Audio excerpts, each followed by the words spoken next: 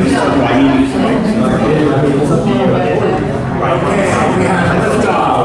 have liftoff. Thank you all so much for coming up to our latest monthly presentation. It's going to be the president of the Central Florida Railway Historical Society, right? Right. Yeah. He's the president, and he's also, and we're glad to have him, the vice president of the Winter Garden Heritage Foundation. So he covers all the bases. And tonight he's going to do a presentation photographically of what. Okay, that wasn't me. Whoops. Yeah, Winter Garden then and now. And like the rest of us who work here, Mike is very interested in the landscape, the changing landscape, just the changing economy, everything. And he's great at documenting that. So he's going to give us his insights and thoughts and photographs. So we thank you all for coming. We really appreciate it. Merry Christmas, happy holidays, enjoy. Thank you so much. Thanks, Jim. So before we get started, I just sort of want to know who my audience is, and I'll tailor it a little bit. How many folks were born here in Central Florida? Okay. How many have lived in Winter Garden less than 10 years? Okay, very good. And the rest of you fall somewhere in the middle of that. Anybody live here? Well, if you're a native, you don't count. If you're not a native and lived here more than 50 years? No? Okay, right. Because, my delineation is Disney, right? If you moved here before Disney, you came here for God knows why. My family moved here in 1887, so for what it's worth. So just real quickly, this isn't about me, but just so you know, because I am sort of new to Winter Garden, I was born in Orlando, grew up in Kissimmee, and started coming out to Winter Garden to this train museum back in 1980. What do you think? Phil, when did it open? 83? Yep. Yeah. I was here for the opening of the Railroad Museum in 83, and then I joined it in 86. So there's a couple of years I didn't belong. I lived up in DC, but otherwise, I've been here for quite a while. So it's been fun to watch Winter Garden grow. And then in 2017, we had been living in Atlanta, sold my company, and we moved down here to Winter Garden. So my wife's from Orlando as well. One of her sisters lives in Windermere, the other one lives in Winter Park. So I said, well, we have to stick to the W's and live in Winter Garden. So I'm certainly glad. I spent part of my early career working for Amtrak. So I actually have a little bit of railroad experience under my belt. And after being a member of the Railroad Museum for 30-something years, they finally said, Mike, I guess we can let you be president for a little while.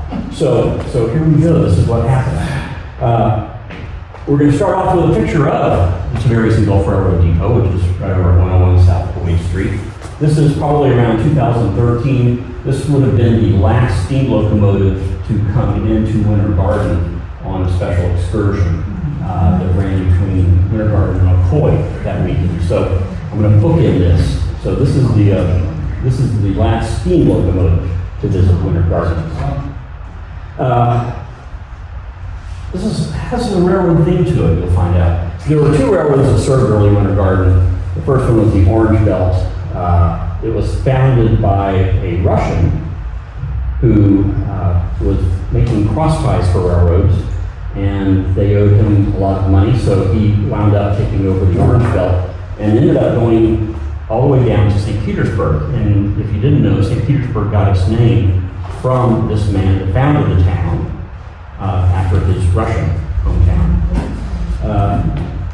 The Orange Belt became part of the plant system in 1895 and then went through a bunch of different ownership with the Florida Central Railroad finally owning it in 1986.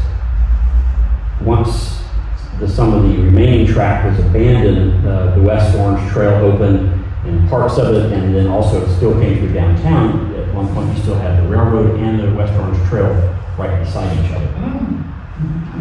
Which we'll have a picture of that. The Tiberias and Gulf. So this was the building next to us was the Atlantic Coastline Railroad Station. The one at South Boyd was the Tiberias and Gulf. That came a few years later and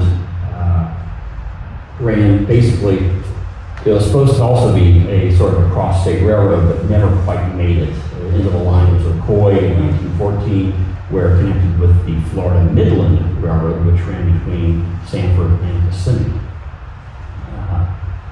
And part of that is also now the West Orange Trail.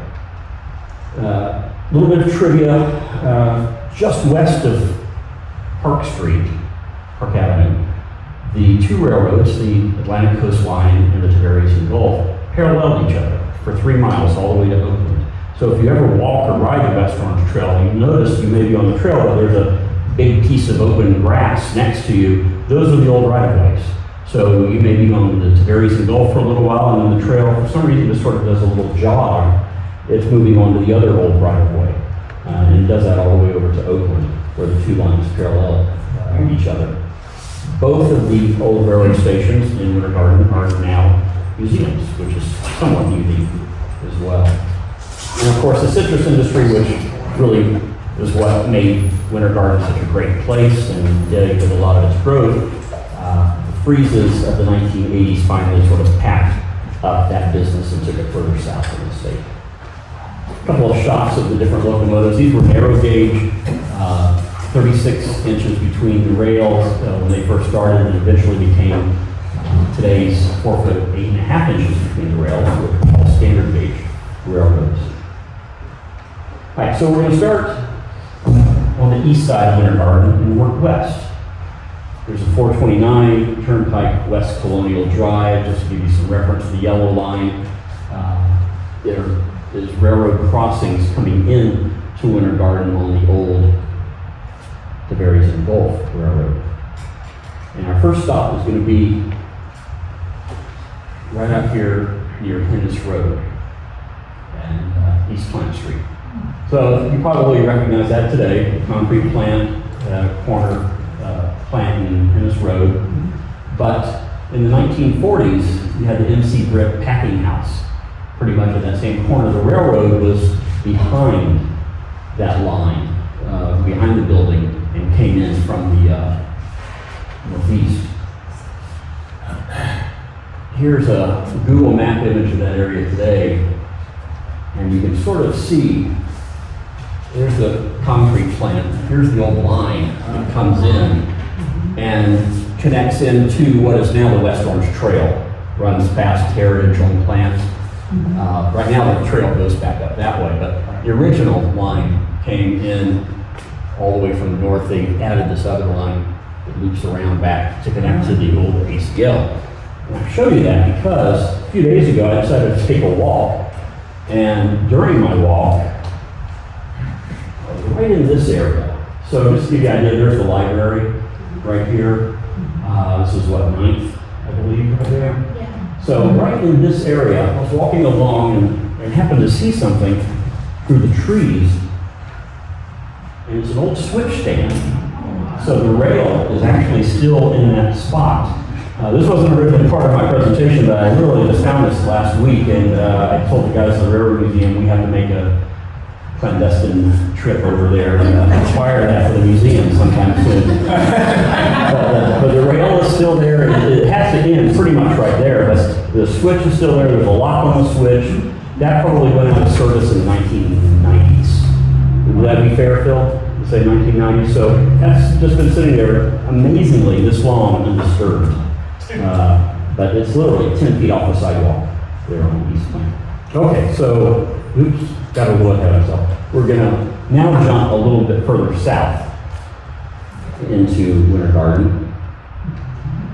And this is the Florida Paints Building, some of you may know, on the former Tiberias and Gulf line. And jump back about 80 years, and it looked like this from just about the same angle, just a little bit south of the tracks. So here we are, so 1930. So they had one building, they were serviced by the Tiberias and Gulf Railroad, and you see all the citrus boxes, field crates out on that platform. But they grew and prospered, and so they added a second building. So this is about 10 years later. And the tracks are still there. They technically are still in use, but they haven't seen a train in some time now. They have a bunch of freight cars just sort of sitting there blocking it, so you really can't get anything into downtown right now.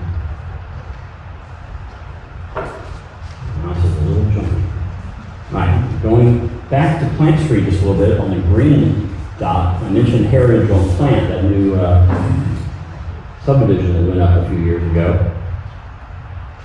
And that's what it looks like today. The library is just beyond that. And then here's the trail coming in.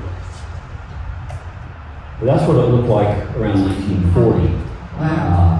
You had the R.D. King packing house there. Here's Plant Street. Here's some palms that are starting to grow. And if you jump today, here's another view, still in front of that neighborhood, looking west on the West Orange Trail. And there we are, about 1980, not really all that long ago.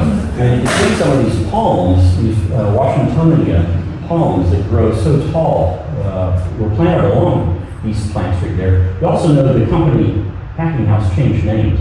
It's now Battaglia, and if you recall the name of the library, they gave that land to the Battaglia Memorial Library. Sorry, I'm making a little noise. And one thing I thought was sort of neat, if you go on East Plant Street, right across from the library, there's still a couple of those old palms standing there. They've made it all this time without getting cut down. Coming right into downtown Winter Garden, our first stop is going to be pretty much where we're sitting. Right here at the Winter Garden Heritage Foundation, Plant Street, the caboose right outside the door here, and the old ACL Atlantic Coast Line Railroad Depot.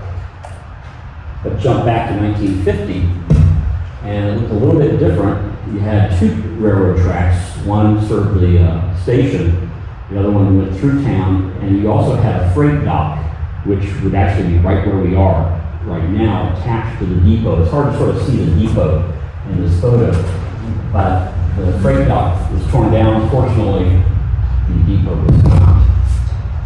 And if we swing around to the west side, we get a nice view of the depot and the caboose and the building that we're in right now. And if you jump back to 1959, you get a nice view of it with the freight dock still attached. This was what they called a Jim Crow station. A lot of the railroad stations, almost all the railroad stations that had passenger service anytime after the Civil War up into the Jim Crow era, had separate waiting rooms and restrooms. So when you go into this little depot over here, it's very evident, that you have there's sort of a wall between it, and even the depot that we're in over on Boyd Street, there were two different waiting rooms in that. So that was very common of the area to have separate facilities for colored people and for white passengers. A little bit closer view of the depot. So when I took all these photographs, I really looked at the old photograph and tried to align myself as closely as I could to get the same view of the older photograph, which is this. So here's after they had torn the freight area down, but the depot is still intact. You had the tracks still running through the downtown area along Plant Street. And you can see, not the first building, but just beyond the Edgewater Hotel. Right there. We had a discussion on the cars, so we figured this was about 1970 if there's any car aficionados in the audience. Next, we are going to go visit that orange dot, which is the Edgewater. So, trying to duplicate locations, this is what it looks like today. You can hardly even see the top of the Edgewater there. But in 1997, this is what it looked like, which is just fascinates me. That train's going the wrong way. What scares me more is that this is the West Orange Trail right next to it. Now the trains weren't frequent, but you really wanted to be careful while you were hiking if a train was adjacent to you. Not something that they would probably do today.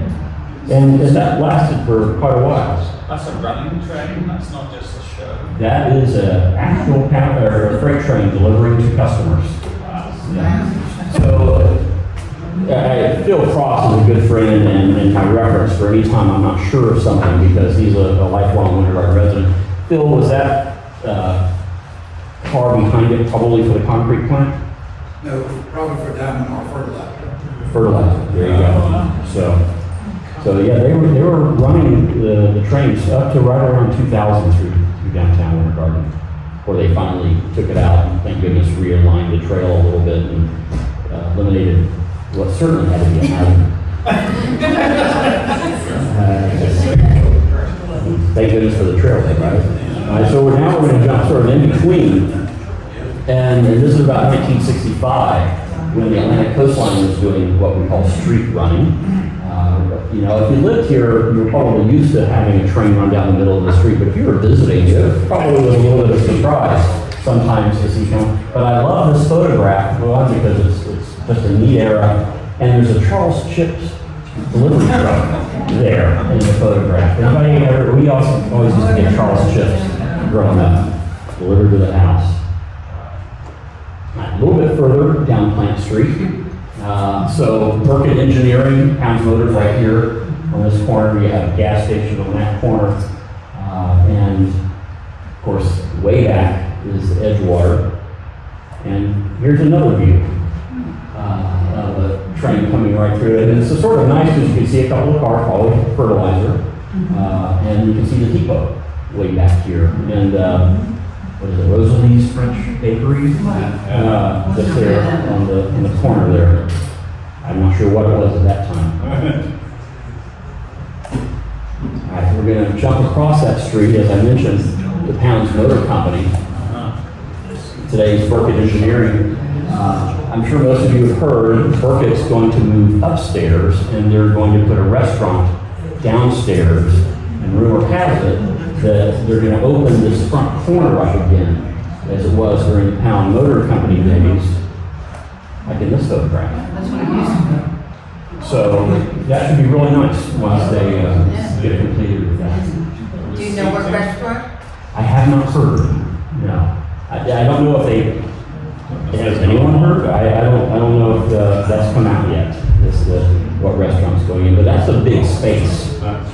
So it would be curious to see how if the restaurant takes up all of it or some of it.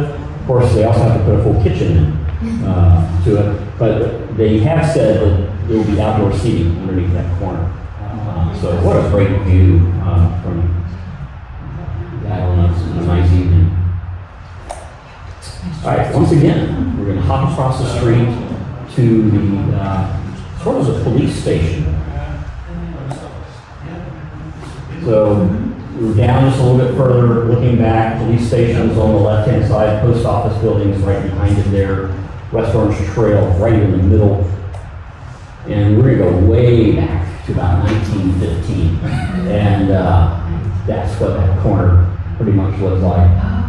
So this was the Atlantic coastline that is now the West Orange Trail. The Tavares and Gulf, the other railroad, would have been to our south over here.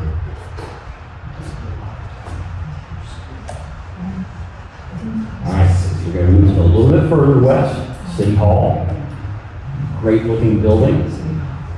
Certainly a landmark in downtown Winter Garden. But before that was built, it sort of looked like that. So what is interesting about this is and this is where it ties directly into the citrus industry, is that tall brick building is the ice plant. So they produce 300 pounds of block ice and bring the cars in and ice the cars right there, or they can take the blocks to other places and ice the cars. But that was the ice plant. So we're going to flip around and now look back out toward Plant Street, and you can see the American Legion Hall with its red log cabin look to it. And here's what it looked like when they were just getting ready to demolish the ice plant. So this is the Tavares and Gulf track coming in here. The Atlantic coastline tracks would have been right over in this area. And so just think about it, if you go just a little bit further west, you merge at Park Avenue, and those two lines then is where they started paralleling each other all the way over to Oakland. continuing our westward trek, we're going to hop over just a little bit to today's CenturyLink. Right? And this sort of unique architecture of this rounded building, which I always wondered about, but maybe if you go back a little bit further in time, you say, oh, okay, somebody else actually put that up, and so that was the Gulf Oil distributorship there, somewhere 1950-ish. And of course, the West Orange Trail is right behind that, and that's what that looks like today. I took this last week. So here you have the trail running along the former Berries and Gulf right away. You have this nice open area just to its north of the old Atlantic Coastline Railroad. Now, if we keep going, before I leave there, so everyone know where the new, what is it, Element building they just put up here on Plant Street, sort of next to Bright Water Irrigation, I think it is. If you look across the trail right there, this tall leaning post is solid concrete, probably sunk about 4 to 5 feet into the ground. Those are mile markers. So the railroad used those to identify, in this particular case, how many miles from Richmond, Virginia. So that's where the Atlantic Coastline Railroad started. So milepost 0 is at the James River in Richmond, and everything south is something from that. So most of Central Florida is in the 800-mile zone. So roughly 800 miles. And you'll see one with a mile marker on it a little bit later, but this one had sort of been obscured for a while by weeds in the city, or somebody came in and did a lot of cutback, and there were some palms in the way, but it's visible again now. Again, I took this last week. Is this on the same side as the Element home, the new of the trail? No, it's on the opposite side. On the So if opposite you're an side. Element looking north across the trail, Okay. that is a fence line you'll see. Okay. Cool. It's just back here. Okay, But it's cool. this long fence line, but it's just happens to be wood right there. So that's just a little bit past those new condos they just Yeah. built at Park. Cool. We're gonna go toward Brayton Road. Everybody knows that spot, right? In the old Starlight Drive-In marquee that's sitting there, city maintenance facility, call it City Barn, just to the west of that. We're gonna jump up in the air for a second and look at it from above. So the last photo would have been taken on the other side of the track. So here's the fertilizer building here, and across the track, south side, served by the Berries and Gulf, was the Hall Packing Company. So here you have 2 rail lines, the upper one being the Berries and Gulf, and the lower one being the Atlantic Coastline Railroad.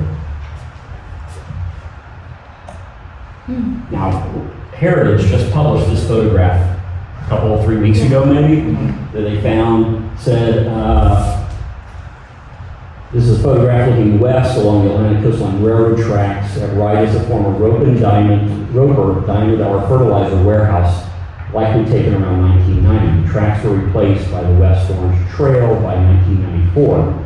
The water tower, there's a water tower in that photograph. I've heard conflicting reports, but I'll trust Ann's comment that it was owned by South Lake Pocket Citrus Growers Association. The warehouse is now privately owned. And that area is known as Brayton, and established a railroad stop there by this great family. So you can still see the abandoned track. So you can hardly see a building. It's just so overgrown now, but this is almost the identical location, looking due west along the old ACL right of way, and you just see the roof line of the building there. If you move a little bit further, the earlier photograph, you can see the marquee and the rest of it is still there. All right. Tildenville. What's in Tildenville? So today, the old South Lake plant is going under a long metamorphosis. I was really hoping this would be done at Okfest. I don't live far from this, so I would love to be able to go over there and have a coffee, a drink, or something. But it's just a long process in getting this restored to something useful. Right now, there's activity, but not a lot going on. Now, 50 years ago, it was a different story. Even though this photograph was about 80 years ago, when South Lake was humming along. 1940, they were probably some of the peak years right around that time, as far as the number of boxes that are around. But there's a lot of goodness in this photograph. So you have the plant, you have the water tower, you have a set of tracks that parallel T&G, Mary's and Gulf, close to it, and you have the ACL, you have an old, at one time we thought, well, maybe that was a station, but I think it was actually just a warehouse. But there's a sign, I don't have a pointer, there's a sign sort of to the left of that telephone pole that probably said Tildendale. And then you have the office of South Lake, which is right here, which still exists today. The office across the street still exists. And then you had the Tilden packing house right there. So lots going on. Orange groves around it too, right? Today, that's the South Lake, looking straight ahead. Here's the office. Have any of you seen that sign that's on the front of the old office? It's all tile, like a mosaic almost. It just says South Lake Apopka Citrus Growers Association. I walk past this most mornings. For a long time during the pandemic, it wasn't kept up very well. And so there'd be these weeds and vines that would grow up this electrical conduit and get into that sign. And when I saw them getting close, I just go by and pull them. Because once those tiles start coming off, you're going to lose that. And right now, it's an amazingly pristine condition. So where the old the children packing house was right about where this parking lot is today. This is the butterfly garden that I'm standing in, looking east, right? But what was really cool for a long time is that they lined this parking lot with the old foundation pillars from the packing house. So these were still serving a purpose. Granted, they've been moved a little bit, but they lasted probably until maybe 3 years ago, when they finally pulled them all up and put in really nice generic fencing. One thing they did do is in that butterfly garden, they kept one. And they even put a sign up next to it so that you know the history of that location, which I thought was a nice thing. Here's an early morning photograph when I was walking past that. This was before they had to put in the sprinkler system in that building. So you used to have this huge hedge over on the left-hand side. That's all gone now. There's big pipes for the sprinkler system. They're there, but the sign still looks the same thing to this. It needs to, be like a neon sign, come off and put it in a museum somewhere. Is that building occupied? There is a gym in that building now. He opens at 6 a.m. on Mondays, Wednesdays, and Fridays. All right. I know from walking my dog past it. But it's nice that somebody is in there. I'd rather it be occupied than sitting abandoned and getting torn down. Here's a view just a little south of that. This is probably last year, so they put up a few signs of the old citrus labels. It's an attempt.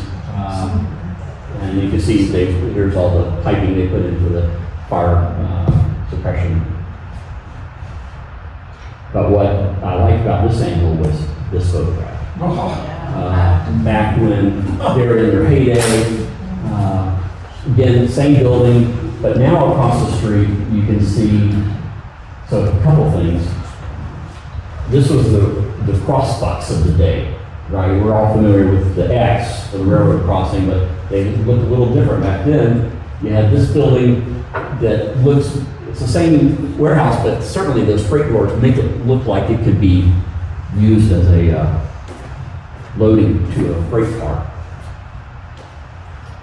Now, this truck closest to us, I zoomed in a little bit on it. says handled 643,356 boxes of fruit in 1937 to 1938. That's a lot of fruit to move from one packing house. And Phil has done extensive research in West Orange County. What were there, Phil? Almost 100? 81 in West Orange County. 81 packing houses in West Orange County. And this is just one. Now granted, this is a bigger one, but that's how much citrus was being produced in this area. And then what somebody did, Facebook is such a neat place sometimes. Somebody took this photograph. When I saw this, I said, it's a citrus packing house. The trucks are green, right? Sure, it must be green. No, they're blue. Does anyone know somebody just colorized this on Facebook, right? But I'm guessing it's accurate, but just gave it a whole different feel of seeing things brought to life a little bit. Did a good job. Yeah, the guy does a lot of these, taking these old photographs and colorizing them. It's the Florida, what's group? It's Jeff Davies' group. No, it's Bill Price that does it. Bill Price actually All does the it. history restored is his group. Okay. But Jeff Davis, and that's Florida, a History and Pictures, the group. They post a lot of these. So if you like Florida history and pictures, Mike McGinnis and Jeff Davies are the moderators. There's just a wealth of old photographs. No rhyme or reason sometimes to them, but great to see a lot of old photographs. And Mr. Price colorizing these adds a whole another dimension to it. Staying in the neighborhood, sort of hard to see. Rooftops, right? Here's South Lake roof right here. Take it back to an earlier time. That's like a pocket way out there, right? You can see it right from there, looking over the roof of South Lake. So, without a doubt, this little building in the middle has a platform. Now, the Atlantic coastline ran passenger trains until the late 1940s on that line. So, Tildonville was probably a stop that you could flag the train down and get on or off at that very location. Right, this is standing right next to, remember I said the West Orange Trail jigs and jags every once in a while? This is one of those places. Coming out of Oakland Park, you're on the T&G tracks, but you do this little S-curve, and now you're on the Atlantic coastline right away for a little while. So this is looking west, okay, the end of South Lake right there. And we're going to jump back to the same end of that building with its very Gulf train coming through, probably 1930s, I would say.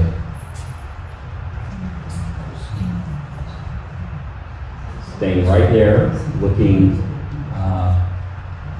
east. I couldn't go any further to the north without trespassing into somebody's backyard, so the angle isn't exact.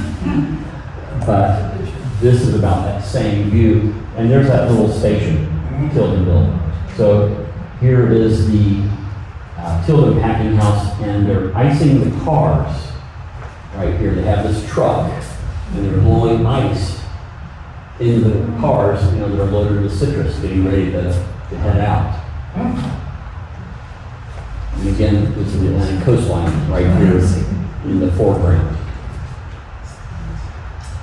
Now, one of the other neat little features, if you're right here, here's the butterfly garden. And if you turn around, so that you're looking this way, oops, let me get it right. There we go. There's the trail, here's the butterfly garden, and here are the old rails that have not been used in a while, still in place. When you have a look in the summer, it's almost impossible to see them because there's so much growth over them. But there is still rail that used to serve the packing house right there. Those rails served C.G. Tilden's packing house. Tilden's packing house. So the T&G right-of-way was probably right on the trail then, so you had two parallel tracks right there, right? Well, there were three at this point. That one served the C.G. Tilden, the next one over would have served South Lake, and the next one over was the main line. Oh, okay, so there are separate tracks for Tilden and for Yes. Southland, okay. Thank you. I love how things just taking that over again. Yeah, it is. But I'm just glad they didn't pull it out, right? Most people go by and never see it, but there's a little piece of railroad history still right there. We're doing good on time, I'm almost halfway through. Yeah, a little bit more than halfway. Same picture as before with that water tower.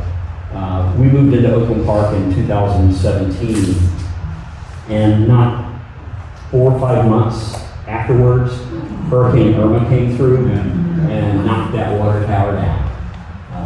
So that was such an iconic piece of history.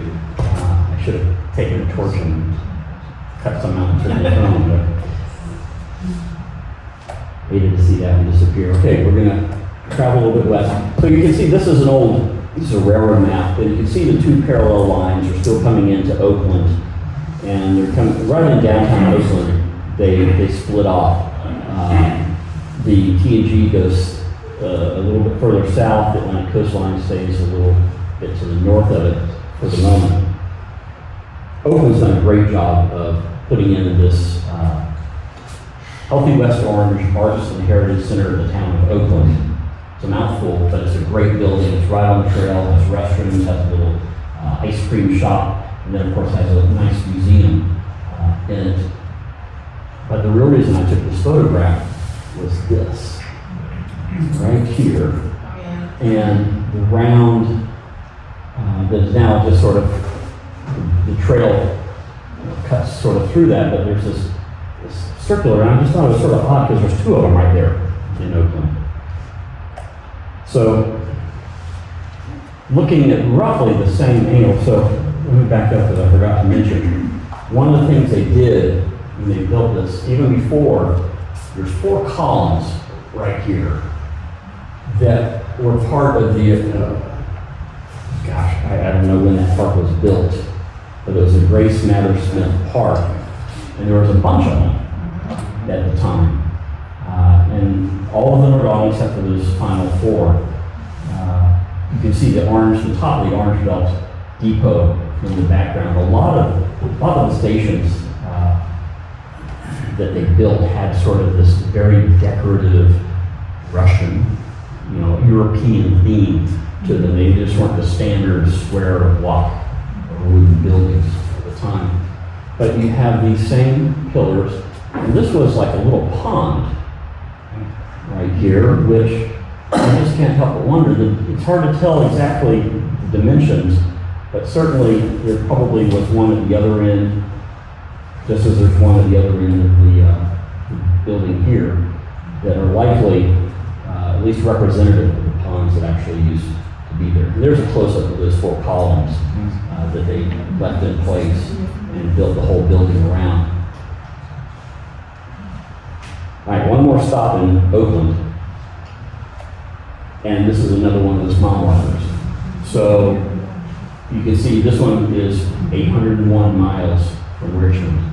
And it faced, so if you ever go by it on the West Orange Trail, the numbers don't face the trail. They face the old Atlantic Coastline because that's whose railroad it was, right? They didn't care what the areas that both people saw. They wanted the engineers and conductors to be able to see on their track that it was here at milepost 801. All right, we're going to pop back in to Winter Garden. And this is right at our railroad museum. That's Tremaine Street, looking east. You see the 2-story building here. You can see doxology just behind the trees. Obviously, they took this in the wintertime. You can see some of the signals we have out in the yard beside the Railroad Museum. This is close to that same view, elevated a little bit. Same 2-story building. Doxology, I don't know what it was before that. That was a 2-story building at one point. And I heard the top floor burn. Jim, is that right? I think so, Yeah. And It was a feed store. It was a feed store. Okay. Yes, put down. So the bottom floor of it is still there and still in use, and this building is still in use also. There's a couple of different restaurants have gone through that corner piece of that building, and that's just its very engulfed. So there, some of you probably know, right across from the Tiberias and Gulf Depot, that was the city water and power plant right there. So they had a water tower at the power plant, and this is the view from that water tower, looking to the east. You can visit the museum itself. So there we go today with our museum and the new, it's the Boyd and Tremaine building, is what they call it now, which is a nice addition to the area. If you haven't ever been to Panny Sammy's, which is down into this, I highly recommend it. We go there regularly. And of course, it's the iconic water tower for Winter Garden. And this is at about 1950. This is probably one of the earliest known photographs that we have at the museum of that depot, which was built in 1913. It wasn't a large depot. Downstairs, I call it downstairs, street level, had two entrances. The Jim Crow Station, passenger area at the bottom, and then the freight up further back. And then you had the power plant and the old water tower right there. And Jim just recently came across a photograph of the interior of the power plant when it was under construction, putting like one of the generators in. Is that right? I think, yeah, let me see what photo that was. I think. I didn't put that in, but that was a great find that they recently. Yeah, somebody found an album of photographs that what she called a junk store up in Eustis, I believe. And there were tons of photographs of the power plant being built and installed with the generator. Incredible. Oh, that's right. One of these photographs, there's a calendar in the back of the photograph, so you have an easy identification of when the photograph was taken by year. So don't ever throw the photographs away. Bring them to us because we love them. As a side note, at the Railroad Museum, we have our archives and library has over 15,000 items in it. Tons of photographs and postcards and timetables and documents and books.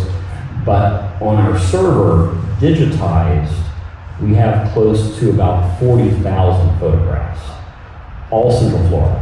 So there is literally not a photograph, if it relates to railroading, that we don't want. And I would say the same for Jim. If it's West Orange County, we love it, all right? Because these things get harder and harder to find. More recent photograph of the Central Florida Railroad Museum. By the way, we have meetings the second Monday of the month at 7 p.m. You can come into the side door with a special knock.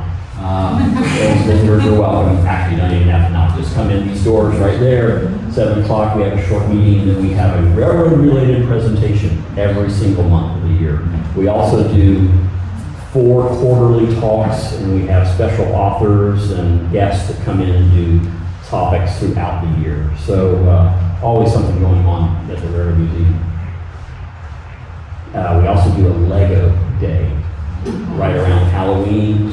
It's our busiest day of the year. We have generally about 800 visitors that day. So if you have kids, grandkids that love Legos, we have these Lego guys from Tampa that come in and build a Lego layout with trains on. So it's a fun day.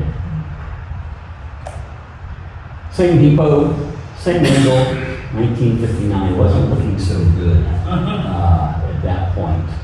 Still had freight service coming through Winter Garden, but just wasn't seeing a lot of love. One side note, you actually have 2 separate buildings here. You have the Tiberias and Gulf Depot with its freight room, and then you have this gap, and then you have an old broker warehouse right there. And this was open until 2017, 18.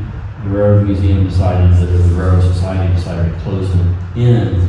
Now we call it our breezeway, but basically freight cars could come up, be spotted here, flat cars, And if Mr. Pounds had any tractors coming in by rail, they would just drive them off. And this was a ramp that actually went down to Joyner Street right there. So they would just drive the tractors right off the flat cars and right over to Pounds Motor. So now we're sort of looking out the door of the Railroad Museum, looking west at City Hall, the end of the block. There's all our food delivery trucks, all the restaurants downtown. But in 1997, you still had Florida Central Railroad running trains, again, like fertilizer cars. But you can see the top of the elevator lift. Is that it? Is that at the theater though, or is that at Pounds? That's at Pounds? Well, that's part of the theater. The tallest, The elevator just west of the the elevator's just west of that. Okay. And we're going to wrap this up with the last diesel locomotive to visit Winter Garden. We started with the last steam locomotive, we're going to end it with the last diesel locomotive. This was September 2018. There used to be a great dinner train that ran out of Mount Dora. And this was one of the locomotives that they used on it. This was one of the better locomotives that they used on it. The other one that had no paint on it was also one that they used. But we were able to get that locomotive brought in and put on display. I think there was a car show that weekend, so we had photography, night photography, all sorts of great stuff with that locomotive. Boy, I wish it could still be here, but it's now running dinner trains up in Tennessee, I believe, maybe Kentucky. Very noisy. Yeah, they had to walk that locomotive in. That track hadn't seen a train probably in close to 7 years or so. I think it was dirt holding the rails up because the ties and the spikes were probably pretty well gone by that point. So they walked that locomotive up to make sure it was okay and spotted it there for 2 days for us before they took it off. So thanks for riding along. Anybody have any questions?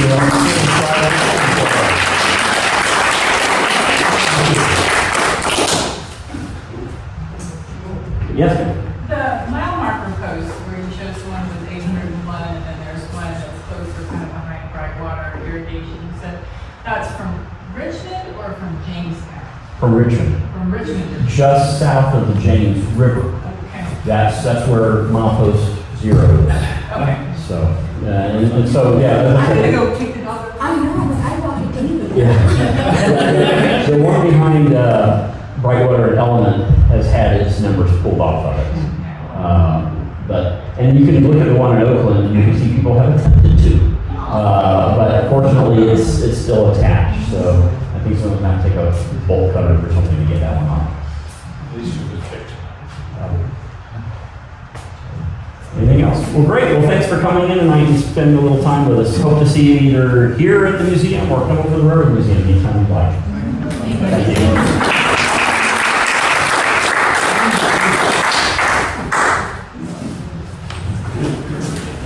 Have a drink, have a little bit of nosh. You don't want to put it back in the refrigerator. Enjoy it. That was really good. Thank you.